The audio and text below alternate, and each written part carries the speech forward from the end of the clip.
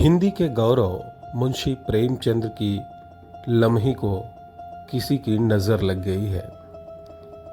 तभी तो इस लम्ही को जहां हेरिटेज विलेज के रूप में बसाने की तमन्ना की जा रही है, वहीं दूसरी तरफ एक के बाद एक अतिक्रमण इस सपने पर तुषारापात कर रहे हैं। आज काशी की महिला साहित्यकार लम्ही की स्थिति देखने के लिए आई हैं। मुंशी जी का पैतृक आवास अंदर से देखने से पहले इन महिला साहित्यकारों ने लम्ही में रहने वाली एक छोटी सी बच्ची से मुलाकात की। इस बच्ची की जिज्ञासा और उत्सुकता देखकर इन महिला साहित्यकारों को बहुत ही आनंद आया, मगर उन्हें अंदाजा नहीं था कि उनका आनंद बहुत जल्दी शोक में बदलने वाला है। महिला साहित्यकारों ने जैसे ही मुंशी जी के पैतृक आवास के आंगन में कदम रखा, उनके लिए एक के बाद एक सदमे जैसे प्रतीक्षा कर रहे थे। सभी ने एक एक कमरे में जाकर उसकी यथास्थिति देखी।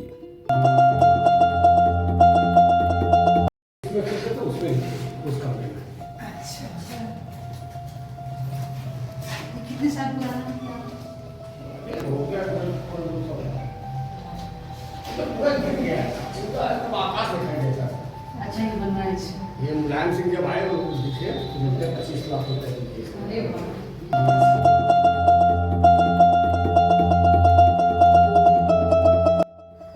कमरे की चप्पड़ छोड़ती दीवारें, उधड़ा हुआ चूना और आले पर जमी धूल की मोटी परत, यह सब कुछ महिला साहित्यकारों को हैरान कर देने वाला था।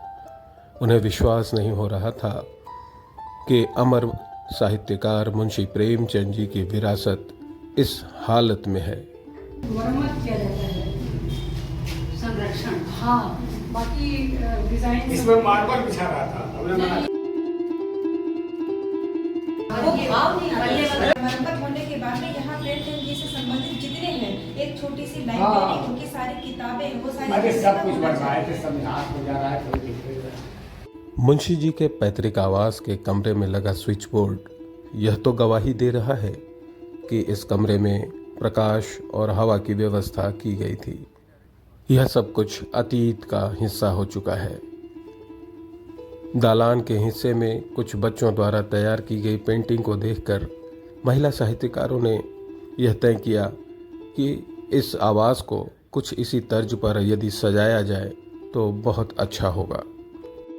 रसोई घर की खस्ता हालत देखकर उनका कलेजा मुंह को आ गया। उनके जहन में यह सवाल बार बार गूंजता रहा कि आखिर ऐसा क्यों। कमरे की दीवारों और छत की दुर्गति देखकर उन्हें यकीन नहीं हो रहा था कि यह मुंशी जी का आवास है। महिला साहित्यकार यह सोच सोच कर परेशान हो रही थीं कि आखिर इस स्थिति को कैसे बदला जाए, वे क्या कर सकती हैं और कैसे कर सकती हैं, इसकी मंत्रणा उनके बीच चलती रही। कितनी सुंदर जगह पे देखिए, दोनों तरफ खिड़की है। हाँ, दोनों तरफ खिड़की है। साफ सफाई रख रखाव पानी भर जाता है। ये बरसात सड़क से नीचे आ गया ना। पहले पूर्ण रूप से ग्रामीण जो वातावरण ग्रामीण वातावरण, आप ये देखो ना, दो साइड खिड़की है, पूरा खुला, बाहर से व्यू मिलता होगा। हाँ, है, बाहर से मन लगता होगा। अरे यहाँ महिला साहित्यकारों ने आज की स्थिति को देखते हुए अतीत की कल्पना भी शुरू कर दी।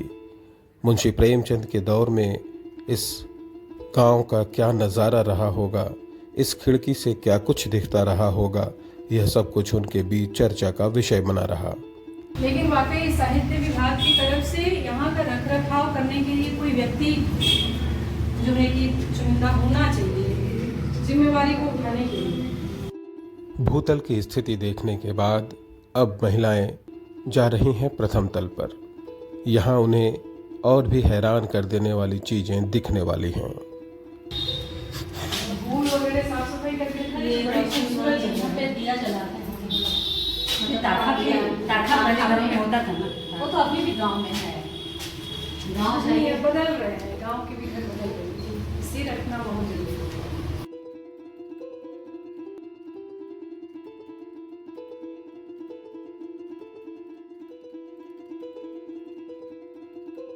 खुशी भी हो रही है कि इतना यहाँ आने का मौका मिला, लेकिन देख के दुख भी हो रहा है। हाँ। कि क्या इतनी सुंदर जगह है और कैसे हालत में है। प्रथम तल पर भ्रमण करने के बाद महिलाओं में यह आम राय बन गई कि इस भवन को अब भी बचाया जा सकता है यदि इसके संरक्षण का दायित्व निभाने वाले सरकारी विभाग अपनी जिम्मेदारी पूरी ईमानदारी से निभाने लगें तो अब भी देर नहीं हुई है। साहित्य की इस विरासत को अगली पीढ़ियों के लिए बचाया जा सकता है। यह सब कुछ देखने के बाद महिलाओं ने दूसरे तल की ओर प्रस्थान किया। वहाँ जो कुछ दिखा वह उन्हें वास्तव में हैरान नहीं हतप्रभ कर देने वाला रहा। सब मरम्मत की जरूरत ये तो पूरा हिल रहा है, ये निकल रहा है।